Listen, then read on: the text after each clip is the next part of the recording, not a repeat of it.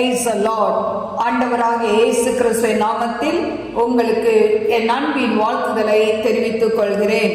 கருமையான தேவ பிள்ளைகளே, ஒவ்வொரு நாளும் இந்த யூடியூப் மூலம் உங்களை சந்திப்பதில் நான் மிகுந்த மகிழ்ச்சி அடைகிறேன். இந்த ஆடியோவை நீங்கள் கேட்டு தேவாசீர்வாதத்தை பெறுவது மட்டுமன்றி, உங்களுக்கு அறிமுகமானவர்கள், உங்கள் நண்பர்கள், உங்கள் உறவினர்களுக்கும் இந்த ஆடியோவை அனுப்பி தேவனுடைய நாமத்தை மகிமைப்படுத்தும்படி உங்களை அன்புடன் கேட்டுக்கொள்கிறேன். இந்த நாளிலும் நெகேமியா 13ஆம் அதிகாரம் முதல் வசனம். அன்றைய தினம் ஜனங்கள் கேட்க மோசேயின் புஸ்தகத்தை வாசித்தார்கள். அதிலே அம்மோனியரும் மோவாபியரும் இஸ்ரவேல் புத்திரருக்கு அப்பமும் தண்ணீரும் கொடுக்க எதிர்கொண்டு வராமல் அவர்களை சபிக்க அவர்களுக்கு விரோதமாய் பிழையாமை கூலி பொருந்தி கொண்டபடியினால் அவர்கள் என்றைக்கும் அந்த சாபத்தை ஆசீர்வாதமாக திருப்பின எங்கள் தேவனுடைய சபைக்கு உட்படலாகாது என்று எழுதியிருக்கிறதாக காணப்பட்டது. ஆகையால் அவர்கள் அந்த கட்டளையை கேட்டபோது பல ஜாதியான ஜனங்களை எல்லாம் இஸ்ரவேலை விட்டு பிரித்து விட்டார்கள். இதற்கு முன்னே எங்கள் தேவனுடைய ஆலயத்தின் அறைகளை விசாரிக்க வைக்கப்பட்ட ஆசாரியனாகிய எலியாசிப் தொபியாவோடு சம்பந்தம் கலந்தவனாய் இருந்து முற்காலத்தில் காணிக்கைகளும் சாம்பிராணியும் பனிமுட்டுகளும் லேவியருக்கும் பாடகருக்கும் வாசல் காவலாளருக்கும் கட்டளை பண்ணப்பட்ட தானியம், திராட்சை ரசம், எண்ணெய் என்பவைகளிலே தசம பாகமும் ஆசாரியரை சேருகிற படைப்பான காணிக்கைகளும் வைக்கப்பட்டிருந்த இடத்தில் ஒரு பெரிய அறையை அவனுக்கு ஆயத்தம் பண்ணியிருந்தான். இதெல்லாம் நடக்கும்போது நான் எருசலேமில் இல்லை. பாபிலோன் ராஜாவாகிய அர்தசஷ்டாவின் 32ஆம் வருஷத்திலே நான் ராஜாவின் இடத்திற்கு போய் சில நாளுக்கு பின்பு திரும்ப ராஜாவின் இடத்தில் உத்தரவு பெற்றுக்கொண்டு எருசலேமுக்கு வந்தேன். அப்பொழுது எலியாசிப் தொபியாவுக்கு தேவனுடைய ஆலயத்து பிரகாரங்களில் ஒரு அறையை ஆயத்தம் பண்ணினதினால் செய்த பொல்லாப்பை அறிந்து கொண்டேன். அதனால் நான் மிகவும் மனமடிவாகி தொபியாவின் வீட்டு தட்டுமுட்டுகளை எல்லாம் அந்த அறையிலிருந்து வெளியே எரிந்து விட்டேன். பின்பு நான் அறை வீடுகளை சுத்திகரிக்க சொல்லி தேவனுடைய ஆலய பனிமுட்டுகளையும் காணிக்கைகளையும் சாம்பிராணியையும் அங்கே திரும்ப கொண்டு வந்து வைத்தேன். பின்னையும் லேவியருக்கு அவர்கள் பங்குகள் கொடுக்கப்படவில்லை என்பதையும் பணிவிடை செய்கிற லேவியரும் பாடகரும் அவரவர் தங்கள் வெளி நிலங்களுக்கு ஓடி போனார்கள் என்பதையும் நான் அறிந்து கொண்டேன். அப்பொழுது நான் தலைமையானவர்களுடைய வழக்காடி தேவனுடைய ஆலயம் கைவிடப்பட்டு போவானே என்று சொல்லி அவர்களை சேர்த்து அவரவர் நிலையில் அவர்களை வைத்தேன். அப்பொழுது யூதர் எல்லாரும் தானியம், திராட்சை ரசம், எண்ணெய் என்பவைகளில் தசம பாகத்தை பொக்கிஷ அறைகளில் கொண்டு வந்தார்கள். அப்பொழுது நான் ஆசாரியனாகிய செலேமியாவையும் வேதபாரகனாகிய சாதோக்கையும் லேவியரில் பெதாயாவையும் இவர்களுக்கு கைத்துணையாக தனியாவின் குமாரன் சொக்கூரின் மகனாகிய ஆனானையும் பொக்கிஷ அறைகளின் மேல் விசாரிப்புக்காரராக வைத்தேன். அவர்கள் உண்மையுள்ளவர்கள் என்று எண்ணப்பட்டார்கள். ஆகையால் தங்கள் சகோதரருக்கு பங்கிடுகிற வேலை அவர்களுக்கு ஒப்புவிக்கப்பட்டது. என் தேவனே, நான் என் தேவனுடைய ஆலயத்துக்காகவும் அதன் முறைமைகளுக்காகவும் செய்த நற்கிரியைகளை குலைத்து போடாமல் இந்த காரியத்திலே என்னை நினைத்தருளும். அந்த நாட்களில் நான் யூதாவிலே ஓய்வு நாளில் சிலர் ஆலைகளை மிதிக்கிறதையும் சிலர் தானிய பொதிகளை கழுதைகள் மேல் ஏற்றி கொண்டு வருகிறதையும் திராட்சை ரசம், திராட்சை பழம், அத்தி பழம் முதலானவைகளில் பற்பல சுமைகளை ஓய்வு நாளிலே எருசலேமுக்கு கொண்டு வருகிறதையும் கண்டு அவர்கள் தின்பண்டம் விற்கிற நாளை பற்றி அவர்களை திட சாட்சியாய் கடிந்து கொண்டே மீனையும் சகலவித சரக்குகளையும் கொண்டு வந்து ஓய்வு நாளிலே யூத புத்திரருக்கும் எருசலேமில் இருக்கிறவர்களுக்கும் விற்கிற சில தீரியரும் உள்ளே குடியிருந்தார்கள். ஆகையால் நான் யூதாவின் பெரியவர்களை கடிந்து கொண்டு, நீங்கள் ஓய்வு நாளை பரிசுத்த குலைச்சலாக்குகிற இந்த பொல்லாத செய்கை என்ன? உங்கள் பிதாக்கள் இப்படி செய்ததனால் அல்லவா நமது தேவன் நம்மேலும் நமது நகரத்தின் மேலும் இந்த தீங்கை எல்லாம் வரப்பண்ணினார். நீங்களோ வென்றால் ஓய்வு நாளை பரிசுத்த குலைச்சல் ஆக்குகிறதினால் இஸ்ரவேலின் மேல் இருக்கிற உக்கிரத்தை அதிகரிக்க பண்ணுகிறீர்கள் என்று அவர்களுக்கு சொன்னேன்.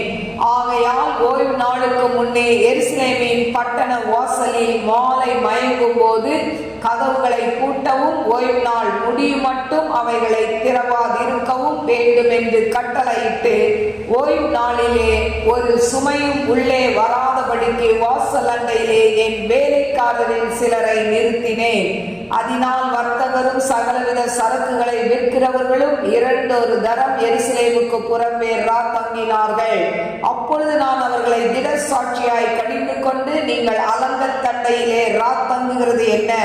நீங்கள் மறுபடியும் இப்படி செய்தால் உங்கள் மேல் கை போடுவேன் என்று அவர்களோட சொன்னேன். அது முதல் அவர்கள் ஓய்வு நாளில் வராதிருந்தார்கள். ஓய்வு நாளை பரிசுத்தமாக்கும்படிக்கு உங்களை சுத்தம் பண்ணி கொண்டு வாசல்களை காக்க வாருங்கள் என்று லேவியருக்கும் சொன்னேன். என் தேவனே, இதை குறித்து நீர் என்னை நினைத்தருளி உம்முடைய மிகுந்த கிருபையின்படி எனக்கு இறங்குவீராக. அஸ்தோத், அம்மோன், மோவாப் ஜாதிகளான ஸ்ரீகளை சேர்த்து கொண்ட சில யூதரையும் அந்த நாட்களில் கண்டேன்.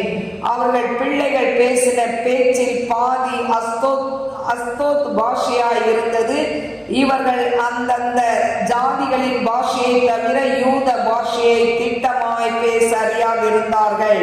அவர்களையும் நான் கடிந்து கொண்டு அவர்கள் மேல் வரும் சாபத்தை கூறி அவர்களில் சிலரை அடித்து மயிரை பீத்து, நீங்கள் உங்கள் குமார்த்திகளை அவர்கள் குமாரருக்கு கொடாமலும் அவர்கள் குமார்த்திகளில் ஒருவரையும் உங்கள் குமாரருக்காகிலும் உங்களுக்காகிலும் கொள்ளாமலும் இருக்க வேண்டும் என்று அவர்களை தேவன் மேல் ஆணையிட பண்ணி, நான் அவர்களை நோக்கி, இஸ்ரவேலின் ராஜாவாகிய சாலமோன் இதனாலே பாவம் செய்தான் அல்லவா?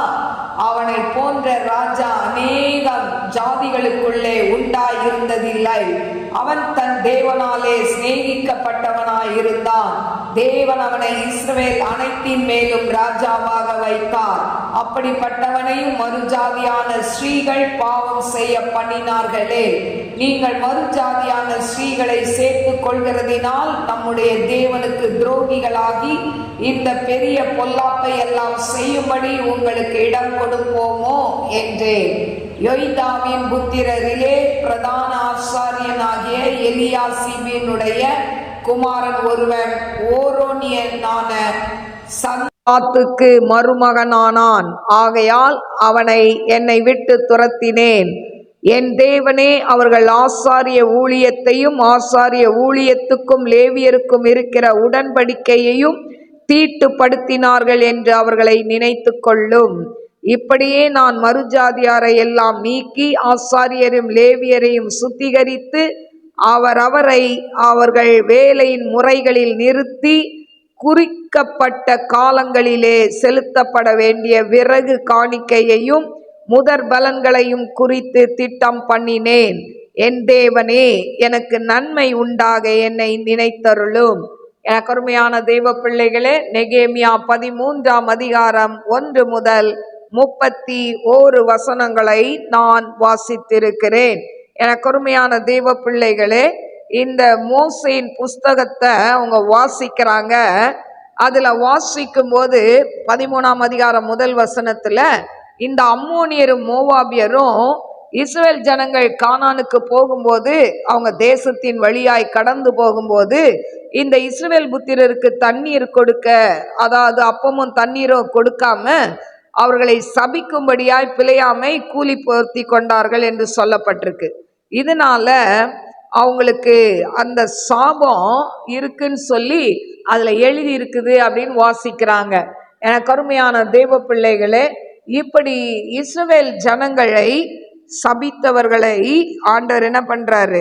அவர் பழி வாங்குகிற தேவனாய் இருக்கிறார். இதுல 13:4-7 பார்த்தீங்கன்னா, கர்த்தருடைய ஊழியக்காரனான எலியாசிப் என்ன பண்றான்? கர்த்தருடைய மக்களின் எதிரியின் குடும்பத்தோடு என்ன பண்றான், சம்பந்தம் கலந்து கொள்கிறான். பாருங்க, இது அதாவது ஆண்டவருக்கு பிரியமில்லாத ஒரு ஆளோடு இவன் என்ன பண்றான், சம்பந்தம் கலந்து கொள்கிறதை நாம் பார்க்கிறோம். இப்போ அப்படி அதாவது தொபியான்னு சொல்லி அந்த நபரோடு சம்பந்தம் கலக்கிறான். அது மட்டும் இல்லை, அந்த அதாவது சம்பந்தம் கலந்து கொண்டு அவனுக்கு என்ன பண்றான், ஒரு அறையையும் அவன் கட்டி கொடுக்கிறதை நாம் பார்க்கிறோம். எனக்கு அருமையான தெய்வ பிள்ளைகளே, இன்றைக்கும் அதாவது அநேகர் பொருளாசை, புகழ், அதாவது தற்பெருமை, சண்டை, குழப்பம், இப்படி பலவிதமான தீமையான காரியத்துல கர்த்தருடைய பிள்ளைகள் என்ன பண்றாங்க, தங்களுடைய இருதயத்தை அவர்கள் அர்ப்பணிக்கிறதை பார்க்கிறோம். எனக்கு அருமையான தெய்வ பிள்ளைகளே, இந்த இடத்துல அந்த எலியாசிப் என்ன பண்றான், கர்த்தருக்கு விரோதமா ஆண்டவருக்கு பிரியமில்லாத ஒரு குடும்பத்தோடு சம்பந்தம் கலக்கிறது மட்டும் அல்ல, ஆலயத்திலையும் ஒரு அறை அவன் என்ன பண்றான், அவனுக்கு என்று கட்டி கொடுக்கிறதை நாம் பார்க்கிறோம். இதையெல்லாம் பார்த்த அதாவது நெகேமியா என்ன பண்றாரு, அவனை கடிந்து கொள்றாரு. அது மட்டுமல்ல, அந்த தொபியாவின் வீட்டு தட்டுமுட்டு சாமானெல்லாம் என்ன பண்றாரு, தூக்கி எரிஞ்சு அந்த அறையை சுத்திகரிக்க சொல்றாரு. அப்போ நெகேமியா அந்த அதிகாரத்துல பார்த்தீங்கன்னா, ஒவ்வொரு தவறு செய்கிற இடத்துலலாம் என்ன பண்றாரு, அவர் ஒரு சுத்திகரிப்பை செய்ய வைக்கிறார். அது மட்டுமல்ல, பார்த்தீங்கன்னா 14ஆம் வசனத்திலிருந்து 15 பார்த்தீங்கன்னா, இந்த ஓய்வு நாளில் என்ன பண்றாங்க, அதாவது யூதர்கள் வியாபாரம் செய்கிறாங்க. இதையெல்லாம் அவர் பார்க்குறாரு. ஏன்னா இப்படி பார்க்கும்போது என்ன பண்ணுறாங்க, ஓய்வு நாளில் நிறையா சாமான்லாம் பொருள்லாம் கொண்டு வராங்க, யூதர்கள் வாங்குறாங்க. இப்படியெல்லாம் நடக்கும்போது அவர் என்ன பண்ணுறாரு, அந்த யூதாவின் பெரிய ஜனங்களை, பெரியவங்களை, நீங்களாம் ஏன் இப்படி செய்கிறீங்க, அதாவது ஓய்வு நாளை பரிசுத்தமாக ஆசரிக்கணும்னு இருக்குது, நீங்கள் எப்படி இதெல்லாம் செய்யலான்னு சொல்லி அவங்கள கடிந்து கொண்டு அந்த விற்க வரவங்களை என்ன பண்ணுறாரு, அவர் அடித்து துரத்துறாரு. அது மட்டும் இல்லை, அவங்க என்ன பண்ணுறாங்க, அலங்கத்துக்கு பக்கத்துலேயே அவங்க முதல் நாள் வந்து அப்படியே என்ன பண்ணுறாங்க, அங்கே தங்குறாங்க, தங்குறாங்க. அப்படி தங்குனவங்களை பார்த்து சொல்கிறாரு, நீங்கள் இன்னும் இதை மாதிரி பண்ணிட்டு இருந்தீங்கன்னா நாங்கள் உன் மேலே கை போடுவேன் அப்படின்னு சொல்லி 21ஆம் வசனத்தில் சொல்கிறாங்க. இப்படி சொல்லிட்டு அவங்கள அதட்டின உடனே அதுக்கப்புறம் அவங்க என்ன பண்ணாங்க, ஓய்வு நாளில் அதுக்கப்புறம் இவங்க இடத்துக்கு வராமல் இருந்தாங்க அப்படின்னு சொல்லப்பட்டிருக்கிறதை நாம் பார்க்கிறோம். எனக்கு அருமையான தேவ பிள்ளைகளே, அதே மாதிரி அப்போ நெகேமியா என்ன பண்றாரு, தவறு செய்த எல்லாரையும் அவர் கண்டித்து அவர் திருத்துகிறதை பார்க்கிறோம். 22ஆம் வசனத்துல நெகேமியா ஆண்டர்கிட்ட ஜெபிக்கிறார், இரக்கத்துக்காக அவர் ஜெபிக்கிறதை நாம் பார்க்கிறோம். இதெல்லாம் செய்துட்டு அவர் சொல்றார், இதை குறித்து நீர் என்னை நினைத்தருளி உம்முடைய மிகுந்த கிருபையின்படி எனக்கு இறங்குவீராக.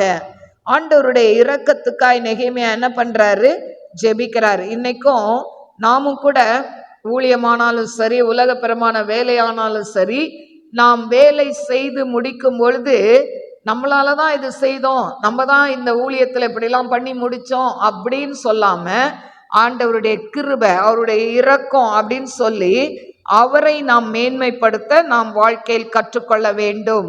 அருமையான தேவ பிள்ளைகளே, அது மட்டுமல்ல, 13ஆம் அதிகாரம் 26லேருந்து 27 வரைக்கும் மற்றவருடைய தவறுகளை அவர் என்ன பண்றாரு, நெகேமியா சுட்டி காட்டி அதை தப்ப செய்யாதபடி அவர் என்ன பண்றாரு, கண்டித்து உரைக்கிறதை பார்க்கிறோம். நாமும் இன்னைக்கு கஞ்சாடையா இருக்கக்கூடாது. சபையிலனாலும் சரி, வேலை ஸ்தலத்தினாலும் சரி, யாராவது தவறு செய்யும் போது அவர்களை தட்டி கேட்க வேண்டும், ஏன் இப்படி செய்றீங்க, ஆண்டவருக்கு பிரியம் இல்லை அப்படின்னு நம்ம என்ன பண்ணணும், சொல்லணும். கருமையான தேவ பிள்ளைகளே, இந்த நெகேமியா வாழ்க்கையிலிருந்து பல பாடங்களை நாம் கற்றுக்கொள்ளலாம். அது ஒன்று என்னன்னா, வாழ்க்கையில நமக்கு ஒரு நோக்கம் வேணும். நெகேமியாவுக்கு ஒரு நோக்கம் இருந்தது, அதை எருசலேம் அலங்கத்தை கட்டி முடிக்கணுன்ற ஒரு நோக்கம் இருந்தது. எனக்கு அருமையான தெய்வ பிள்ளைகளே, அது மட்டும் இல்லை, எதற்காக வாழ்கிறோம், இந்த உலகத்துல வாழ்கிற வாழ்க்கை எதற்காக வாழ்கிறோம், ஒரு நோக்கத்தோட வாழணும். ஆண்டவருடைய பிள்ளைகள் நமக்கு கொடுக்கப்பட்ட வாழ்க்கை ஒரே வாழ்க்கை, அந்த வாழ்க்கை என்ன பண்ணணும், ஆண்டவருக்குன்னு அர்ப்பணிக்கணும். நெகேமியா அர்ப்பணித்தது போல நாம் என்ன பண்ணணும், நாம் வாழ்நாள் முழுவதும் நான் ஆண்டவருக்கு ஊழியம் செய்வேன், இல்லைன்னா வாழ்நாள் முழுவதும் நான் ஆண்டவருக்குன்னு நன்றி உள்ளவனா இருப்பேன். நம்மளை அர்ப்பணிக்க வேண்டும். நெகேமியா பார்த்தீங்கன்னா நீதியின் நேர்மையுமா இருந்தார். அதை போல நம்மளும் என்ன பண்ணணும்? நீதி நேர்மையுமாய் வாழ வேண்டும். நெகேமியா கிட்ட இருந்து கற்றுக்கொள்ளக்கூடிய பாடங்கள். அடுத்தது பணம், புகழ், செல்வாக்கு, இதற்கெல்லாம் இதன் அடிப்படையில் வாழாம நம்ம என்ன பண்ணணும்? ஒரு பரிசுத்த வாழ்க்கை வாழ வேண்டும் நெகேமியாவை போல. அடுத்தது தொடர்ந்து ஜெபிக்கிற ஒரு மனுஷனா இருக்கணும். நம்ம நெகேமியா பாருங்க, எல்லா இடத்துலயும் ஆண்டவருடைய இரக்கத்துக்காய் வேலைகள்லாம் செய்தாலும், ஆண்டவருக்குன்னு வேலைகளை செய்தாலும், ஆண்டவரே எனக்கு உங்க இரக்கத்தை தாங்க, ஆண்டவர் இரக்கத்துக்காய் அவர் ஜெபிக்கிறதை நாம் பார்க்கிறோம். நாமும் அப்படி ஜெபிக்கிற பிள்ளைகளாய் இருக்க வேண்டும். எனக்கு அருமையான தெய்வ பிள்ளைகளே, அது மட்டுமல்ல, நெகேமியா ஆலயத்தை கட்டும்போது எத்தனையோ எதிர்ப்புகள் இருந்தது, ஏளனங்கள் இருந்தது, அவரை கேலி பண்ணினார்கள், எல்லாமே இருந்தது. ஆனாலும் அந்த நல்ல காரியத்தை அவர் செய்து வைராக்கியமாய் செய்து முடிக்கிறதை பார்க்கிறோம். இன்னைக்கும் நம்மளுடைய வாழ்க்கையில நம்ம ஊழியமா இருந்தாலும், உங்க வேலை ஸ்தலமா இருந்தாலும், இல்ல படிக்கிற ஸ்கூலா இருந்தாலும், காலேஜா இருந்தாலும், எந்த இடத்துல நீங்க செய்ய தொடங்கிய நல்ல காரியங்கள், நற்காரியங்கள், அதை என்ன பண்ணுங்க? தொடர்ந்து செய்யுங்க. நீங்க செய்யும்போது சிலர் உங்களை என்ன பண்ணலாம்? அப்ரிஷியேட் பண்ணாம இருக்கலாம், உங்களை கேலி பண்ணலாம், ஏளனமா பேசட்டும். ஆனா கர்த்தருக்கென்று நீங்க எதை செய்தாலும் கர்த்தர் பார்த்து கொண்டே இருக்கிறார். அதனால நீங்க ஆண்டவருக்குன்னு நீங்க என்ன பண்ணுங்க? உங்க நேரத்தை கொடுங்க, உங்க தாளந்தை கொடுங்க. சமயம் வாய்த்தாலும் வாய்க்காவிட்டாலும் என்ன பண்ணணும்? திருவசனத்தை ஜாக்கிரதையாய் நாம் மற்றவர்களுக்கு சொல்ல வேண்டும். அதுதான் உண்மை உள்ள கிறிஸ்தவன். அப்போ நெகேமியா வாழ்க்கையிலிருந்து நம்ம மற்றவங்க பாவம் செய்யும்போது அதை கண்டும் காணாமையும் போகாம நம்ம அப்படி இருக்கக்கூடாது. அதை என்ன பண்ணணும்? தட்டி கேட்கணும், இப்படி செய்யாதீங்க, இதை செய்தா பாவம் அப்படின்னு சொல்லணும். நெகேமியா அப்படிதான் பாருங்க, ஓய்வு நாளில் அவங்கெல்லாம் வேலை செய்யும்போது தட்டி கேட்குறாரு. ஒவ்வொரு காரியத்தையும் அவர் என்ன பண்றாரு? சரி பண்றாரு. அதே போலதான் இன்னைக்கு நாமும் நெகேமியாவுடைய வாழ்க்கையிலிருந்து நல்ல காரியங்களை நாம் கற்றுக்கொள்ள வேண்டும். எனக்கு அருமையான தெய்வ பிள்ளைகளே, இந்த வேளையிலும் கண்களை மூடி நாம் செபிப்போம். ஸ்தோத்திரிக்கிற ஆண்டவரே, மகா பரிசுத்தமுள்ள நல்ல தகப்பனே, மக ஸ்தோத்திரிக்கிறப்பா. நெகேமியா வாழ்க்கையில பல நல்ல காரியங்களை ஆண்டவரே கற்றுக்கொள்ள நீர் கொடுத்த கிருபைக்காய் ஸ்தோத்திரிக்கிற ஆண்டவரே. இதை கேட்டுக்கொண்டிருக்கிற ஒவ்வொரு பிள்ளைகளும் உமக்கேற்ற பாத்திரங்களாய் வணைந்து கொள்ளுங்கப்பா. குற்றம் குறைகளை மன்னிங்கப்பா. உமக்கு பிரிமில்லாத காரியங்களை அவங்களை விட்டு அப்புறப்படுத்துங்க ஆண்டவரை. உமக்கேற்ற பிள்ளைகளாய் மாற்றுங்க ஆண்டவரை. ரீபா கபா ரா தீபா ரபோ லா ரா தீமா ரபா கரபா.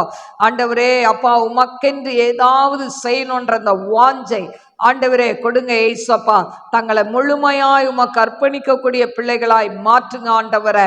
ஏசப்பா உமக்கு ஸ்தோத்திரம். இந்த நாளில் படித்து முடித்து +2 முடித்து ஆண்டவரே காலேஜுக்காய் காத்திருக்கிற ஒவ்வொரு பிள்ளைகளுக்கும் அப்பா தகப்பனே, அவங்க மார்க்கின் படி ஆண்டவரே நல்ல காலேஜ் கிடைக்க கிருபை கொடுங்கப்பா. ஆண்டவரே மனம் இறங்குங்க. பிள்ளைகள் எதிர்பார்த்த காலேஜை விட நல்ல காலேஜ் பிள்ளைகளுக்கு கிடைக்கணும் சுவாமி.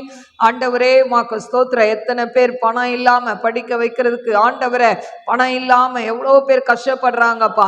ஆண்டவரே நீங்க மனம் இறங்குங்க. உம்மை நோக்கி கூப்பிடுகிற ஒவ்வொரு பிள்ளைகளுக்கும் மனம் இறங்கி அப்பா ஆண்டவரே ஃப்ரீ சீட் ஆண்டவரே, கவுன்சிலிங்ல ஆண்டவரே அப்பா கம்மியான ஆண்டவரே ஃபீஸ்ல இடம் கிடைக்கணும் ஆண்டவரே. நீங்க அற்புதத்தை செய்யுங்கப்பா.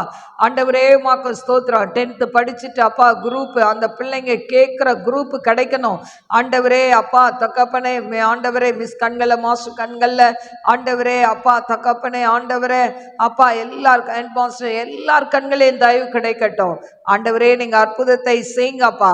நம்முடைய பிள்ளைகளை ஆசீர்வதிங்க. டிப்ரெஷன்ல இருக்கிற பிள்ளைகளுக்கு டிப்ரெஷன்லேருந்து விடுதலையை கொடுங்க. செய்வன கட்டில இருக்க பிள்ளைகளுக்கு செய்வன கட்டிலிருந்து விடுதலையை கொடுங்க. திருமணமாகாத பிள்ளைகளுக்கு திருமண காரியங்கள் கைக்குடி வரட்டும் என்று ஜெபிக்கிறேன். பிஸ்னஸ் செய்கிற பிள்ளைகளை ஆசீர்வதிங்கப்பா. இந்த ஆண்டவரே மாதம் முழுவதும் பிள்ளைகளுடைய கையின் பிரயாசங்கள் ஆசீர்வதிக்கப்படட்டும். குழந்தைக்காக காத்திருக்கிற பிள்ளைகள் ஆண்டவரே, அந்த குழந்தை பாக்கியத்தை நீங்க ஆசீர்வதித்து கொடுங்க டாடி. உங்க நாம மகிமைப்படட்டும். ஆவியான தாமே பெரிய காரியங்களை செய்யுங்கப்பா. ஒவ்வொரு பிள்ளைகளையும் ஆசீர்வதிங்க ஏசப்பா.